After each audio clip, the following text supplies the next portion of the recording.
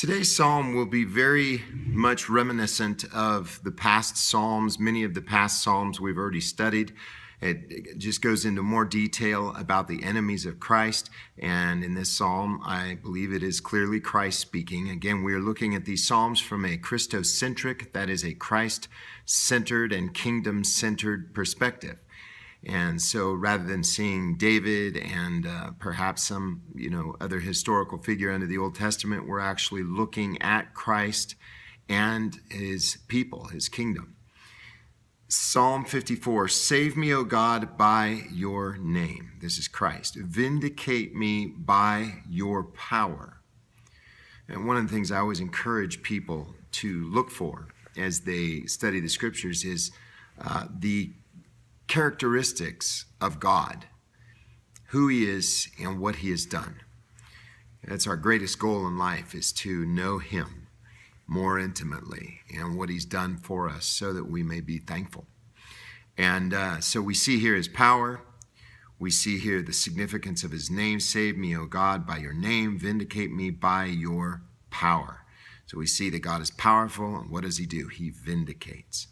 So he vindicates here the Son. Hear my prayer, O God. Give ear to the words of my mouth, for strangers have risen against me, and violent men have sought my life. They have not set God before them. God is not in any of their thoughts, as a previous psalm said. Behold, God is my helper. The Lord is the sustainer of my soul. Again, Christ is saying this to the Father. He's the one who would not leave his soul in Sheol or suffer corruption. He's the sustainer of Christ's soul.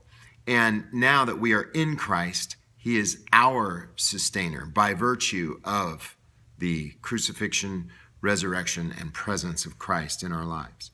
So God is my helper. The Lord is the sustainer of our soul. That's, again, emphasizing the power of God. We do not sustain ourselves.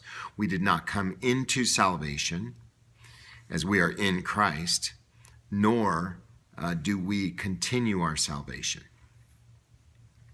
He will recompense the evil to my foes, destroy them in your faithfulness. Willingly I will sacrifice to you. And that is true of Christ. That is very true of Christ. He first did that. And now as a result of his sovereign work on our hearts, we do that. I will give thanks to your name, O Lord, for it is good. Again, who he is and what he has done. As a result, we offer thanks to the Lord. Why? For it is good. I will give thanks to your name, O Lord, for it is good. And that's something that should be a theme of our prayer and of our worldview in life. For he has delivered me from all trouble. And while things seem to be going awry in our lives today, whatever the circumstance may be, trials, tribulations, all is well. All is well. And we remember Horatio Spafford and that terrible shipwreck disaster that took members of his family. And he said it is well with his soul, because Christ has regarded his helpless estate and has shed his own blood for his soul. For he has delivered me from all trouble, and my eye has looked with satisfaction upon my enemies. And I do believe that Christ delighted in the destruction of his enemies, the Jewish people, the Pharisees.